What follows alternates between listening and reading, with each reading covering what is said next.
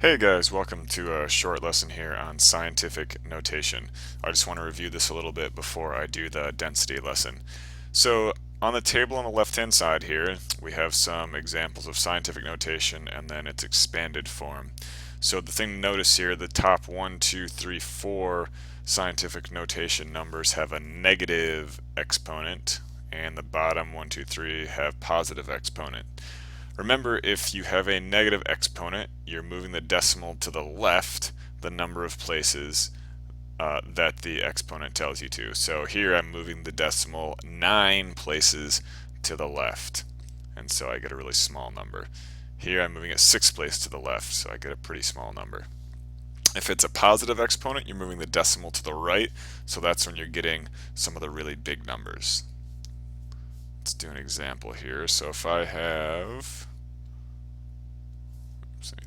there we go. So 4.3 times, let's say 10 to the fifth.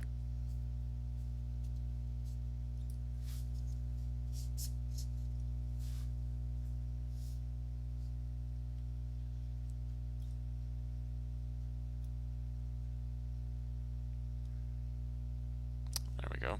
4.3 times 10 to the fifth. So it's a positive exponent, so I need to move the decimal point to the right.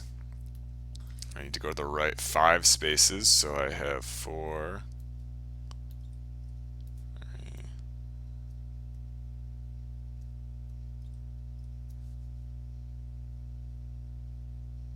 one more, there's 5.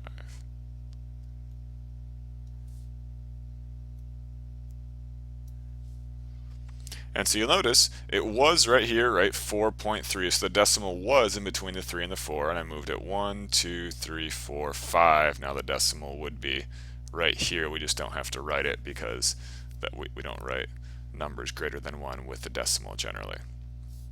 So if I had 7.8 times 10 to the, let's say, 3, let's say negative 3 this time, to the negative 3. So now I have a negative exponent. That decimal has to go 1, 2, 3 places to the left. So I'm going to have a really small number, so 0.007. I need to keep both of those numbers in there still, 7, 8. It was between the 7 and 8. I needed to go 3 places to the left, so 1, 2, 3 places to the left, and there's my expanded form. Also notice, you can, if you have 10 to the 0, anything to the 0 power is 1, so this would end up being 1 times 1, and then you get 1. If this was a 5 here, if it was like 5 times 10 to the 0, then 5 times 10 to the 0 is 1, would be 5.